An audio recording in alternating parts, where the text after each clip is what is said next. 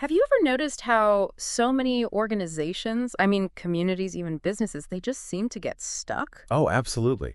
It's like they have the best intentions. Yeah. They really want new results. Yeah, but they keep doing the same things over and over. It's like trying to unlock a new door with an old broken key. Exactly. And the evidence, especially when you look at real revitalization, it tells a very different story about what actually works.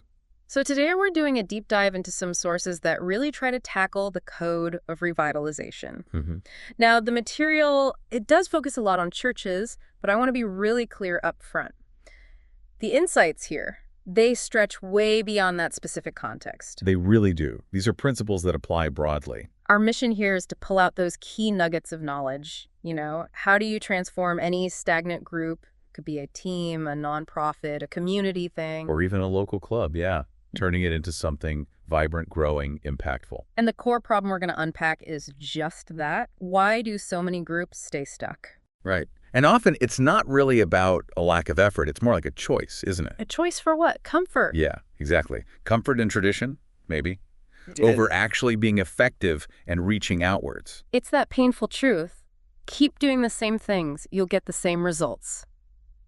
Always. You absolutely will. There Yeah. has to be a fundamental shift, maybe even a courageous one sometimes, to break that cycle. So by the end of this deep dive, you'll hopefully gain some insight into practical steps, how to foster real change. And how to get past that resistance that always seems to pop up. Yeah, and what it truly means to connect with and serve a community or your clients in a way that's actually meaningful. Get ready for maybe a few aha moments, because sometimes the simplicity of profound change is surprising. It's often overlooked. It really is. Okay, let's start with what the sources call the stagnation trap. hmm It's just a common reality, isn't it? Most organizations, they aren't really breaking through. And when you look at the church context specifically, the statistic is, well, it's pretty staggering. Yeah, 89%. That number jumped out at me. 89% are not experiencing what the sources call healthy growth. Nearly 9 out of 10. It really paints a picture of widespread inertia, organizational inertia. And that resistance to change you mentioned is a huge piece of that puzzle. It really is. Whether it's a church or, any company, people resist necessary shifts. Why? Often it's prioritizing internal comfort, traditions, Things we've always done. right? Over external effectiveness, Hmm. over actually reaching out. The core problem, like our source says, is thinking you can get new results from old methods. It just doesn't work. It's like expecting your marketing plan from, 1995 to work today. Exactly. In the digital age, no chance. So where do you even begin if your group is stuck in that trap? Well, the source really emphasizes this foundational need. It calls it a shift in heart. A shift in heart. Okay, what does that mean practically? For churches, it means rediscovering their passion for their core mission, putting care for others ahead of maybe personal comfort or just preserving the status quo. And for any organization, how does that translate? It translates to reconnecting with your why, your core purpose, and then realigning priorities to focus on, say, external impact, stakeholder needs. Not just internal convenience or the routines you're used to. Precisely. It's about being truly effective at reaching and serving whoever it is you're meant to serve, your community, your customers. Okay, so building on that idea, that renewed passion, let's talk about the concept of your front door. Ah, yes, the front door. It's easy to misunderstand this one. How so? Well, the sources really unpack this misconception that revitalizing your main engagement point, your front door, is just some quick fix, like jazzing it up Or creating a flashy new program just because. Right. Instead, it's about doing two things at once: honoring your core values and genuinely connecting with the community or audience you're trying to reach. That makes sense. Because if your primary experience, whether that's your main product, your community event, whatever, if it's lost its cultural relevance. You'll see it. Newcomers, younger folks, they might feel uncomfortable. And not necessarily with your core message or what you offer. But just with how it's presented, the expression. Exactly. The source gives this really specific church example. Singing the line, "Here I raise my Ebenezer, hither by thy help I come." Okay, I recognize that from old hymns, but yeah, I can see how that phrasing. It doesn't really resonate broadly today, does it? Even if it has historical meaning, it shows how outdated language or customs can just create a barrier. Even if the underlying thing is valuable. Right. It blocks connection. So there's a case study mentioned, right? Valley View Church. Yes, a powerful one. Valley View in Louisville, Kentucky. Kevin Ham was the leader there. And what was their story? They were declining. Seriously declining, down to about 300 people. They were literally using buckets inside to catch roof leaks. That's how bad it was. Wow. But they turned it around, became this vibrant community, over 2,000 people, baptized 221 people in just 1 year. That's incredible. And Ham's premise for that transformation. It was simple, but profound. Worship is the front door of the church. He focused only on transforming that primary experience for a whole year before doing other outreach. Just the front door. That really shows the power of getting your core offering right first. It absolutely does. So how do you start transforming something so central, like your front door or your core offering? The source gives some practical steps. Yeah, it does. The first one is pretty interesting. They call it the reconnaissance mission. Reconnaissance. Like spying. Sort of. It means actively going out and visiting the fastest growing, most successful, culturally engaged organizations or communities nearby. The ones that align with your values, of course. The idea is to break the code, right? See what's actually working out there. Exactly. Not just guessing. And you can't just go in blind. What do you mean? Well, the guidance given to these, let's call them observers, is crucial. They need to look for specific things. Like what? Consistent engagement, real growth over time, no major negative issues that undermine their work. It's not about picking places that just confirm what you already think. But places that are genuinely breaking through. Right. And it also helps tackle those common stereotypes, What stereotypes? Well, people from stagnant groups often assume the growing ones must have, sold out, or they're just slick marketing machines. Yeah, right. Seeing it firsthand challenges that. It really does. The source uses the analogy of the spies in the book of Numbers, scoping out the landscape, seeing what God is doing elsewhere. It prepares people to try something new. Okay, so reconnaissance first. What's next? The second step is the experience experiment. Experimenting on your core offering, that sounds risky. It can feel that way, but it's iterative. It involves leading your group through testing different styles, different formats. So for the churches in the source, that meant music styles. Music, presentation formats, yeah. Imagine week 1, strictly traditional, familiar hymns, maybe a doxology, benediction, Yeah. the usual. Week 2, maybe blended traditional, so hymns, but also some newer, slower choruses, kind of the new traditional for some. Got it. Then you push it further. Week 3, blended contemporary, maybe a contemporized hymn, some faster choruses people might clap to, slower worship songs, maybe trying new things like name tags or communication cards, more casual feel. And week 4? Full contemporary, more upbeat songs, clapping, but still balanced with slower songs for focus. The point isn't the specific style. But the principle, intentionally varying the approach to see what connects. Exactly. See what resonates with your community and potential newcomers. And the source mentions some research here about contemporary styles. Yeah, Ellison research found in the church sector that those embracing more contemporary styles were outpacing traditional ones by like an 11-to-1 margin. Wow, 11-to-1. That's significant. It is, but there's nuance. Success is contextual. Some emerging groups thrive with more formal liturgical styles. Others find Southern gospel works in their area. So it's not just go contemporary and win. Not at all. The key, regardless of the form, is worshiping God. Or, for a secular group, expressing your core purpose in the cultural idiom of your context. So people can genuinely connect and engage. That's the goal. Okay, reconnaissance, experiment, then what? Finally, you bring it all together with the family meeting, an all-group discussion. Getting everyone involved, giving ownership. Right, and you ask those critical questions. What are these successful places doing and why is it working? What are we doing and why isn't it working? What can we learn? What can we try? Exactly. This is where seeing those examples firsthand becomes this powerful catalyst for discussion, for buy-in. The source says something like, seeing is believing. Pretty much. Yeah. It emphasizes there's no better argument for change than seeing a successful group, maybe very different from yours, effectively reaching people when your own group isn't. It gives people a tangible vision of what could be, makes them more open. It proves that new approaches can work. Okay, so refining that front door, that core offering, it's a crucial start. But the source is clear, right? It's not enough on its own. Definitely not. That old build it and they will come idea doesn't really hold up anymore. The reality is most people commit to a group or a product or even a faith. Through what? Through community, experience, and service. Not just because the main event or product is engaging. That's a really important distinction. We've all seen, poor attempts at outreach. Oh, yeah. Aggressive sales pitches that just push people away.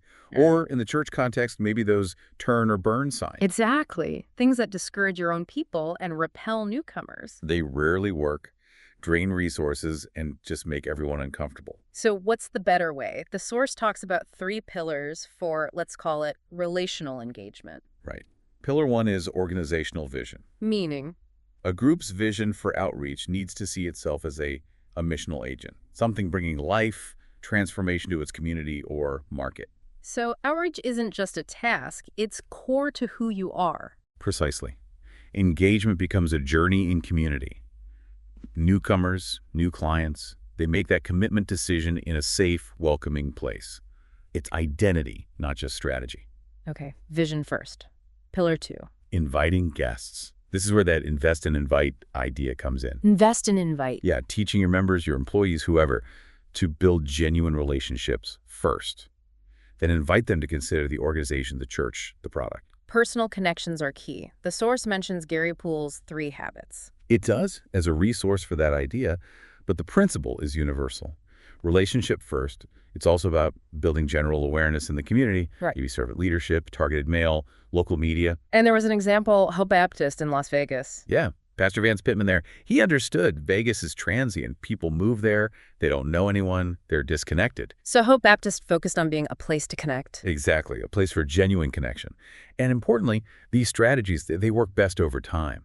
It's about building a reputation, fostering organic growth, not just instant results. Right, it's not transactional. Okay, vision, inviting. Pillar 3. Welcoming guests. And the source makes this great distinction here. Between ushers and greeters. Yes. Many places have ushers, right? Like at a movie theater. They direct traffic, maybe hand you something. But they don't really connect. Not usually. What you need are greeters. People who intentionally welcome, connect, make people feel seen. And where should they be? Strategically placed. Key entry points. The parking lot, the outer doors, an information or welcome center. With info, maybe optional name tag. Right. And right at the door to the main gathering space or worship center. And the source had a warning here too, right? About not tricking guests. Yes, crucially. No special name tags just for them if regulars don't wear them. No making visitors stand up for a special greeting that singles them out. Because that feels awkward. Totally awkward. Genuine welcome fosters connection. If people feel welcome, they'll naturally share info or ask questions later. Forced interaction. It just breeds discomfort. Right. No mandatory sing-alongs. Okay, so you welcome them. What's next? The next big step is connecting disconnected people to a commitment process. Okay, moving them along the journey. Exactly. And the source acknowledges a barrier here. Many existing members or employees, they're just not comfortable with outreach. Why is that? Maybe they don't know many disconnected people personally, or they just feel weird bringing newcomers into their established group context. Yeah, I can see that. It can feel like mixing worlds. They can. Uh-huh. So to bridge that gap, the source outlines this 4-step journey. 4 steps. What are they? Engaging, connecting, assimilating, and developing. It's a whole process, not just a single event like orientation. Okay, step 1. Engaging guests.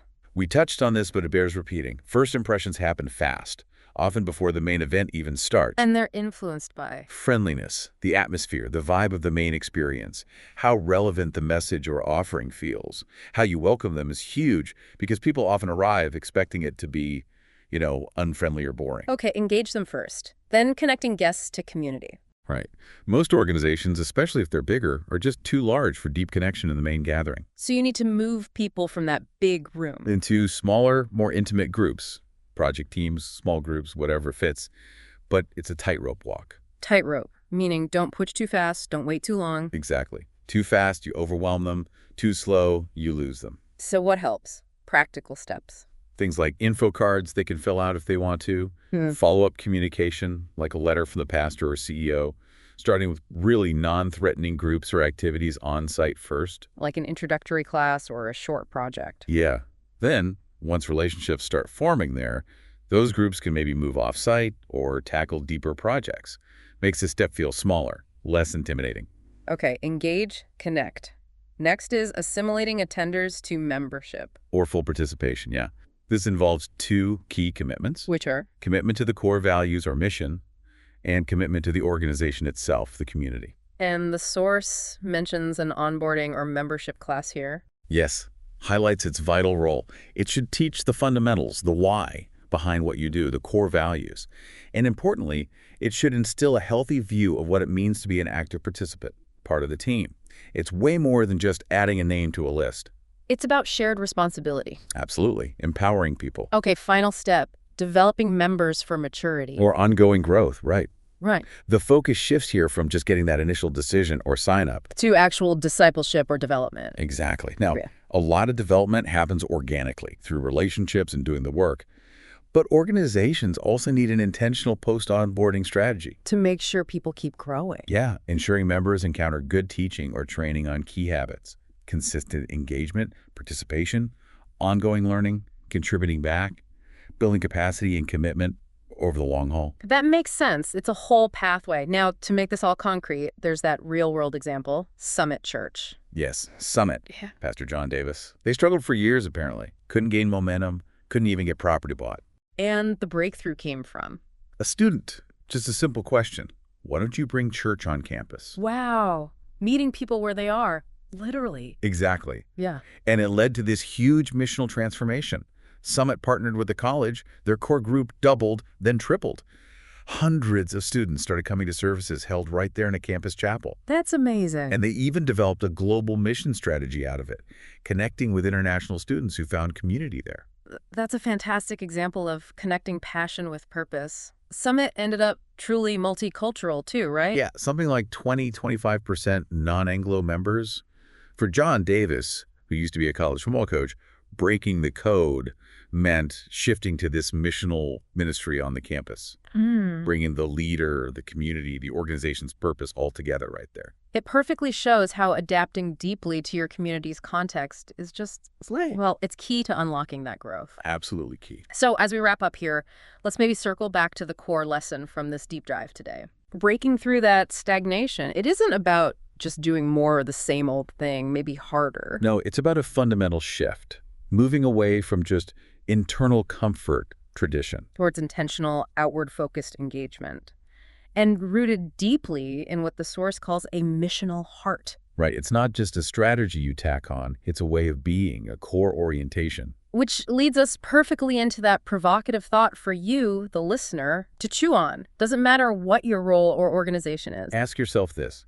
Would you describe your approach as a strategy or a missional heart? And why is it so important, especially today, to have that missional heart, not just, an evangelistic or outreach strategy? And maybe think about who in your context could be your team, clients, community members who could give you some honest, maybe even blunt outsider feedback on that. Yeah, that takes courage, but it's valuable. Incredibly valuable. Yeah. So we really encourage you to take these insights and just think, what might your next step be? How could you start a transitional process, even a small one, in your own sphere of influence, using some of what we've uncovered in this deep dive? Because that journey to transformation, it often starts with just one intentional step, rooted in a genuine desire to make an impact.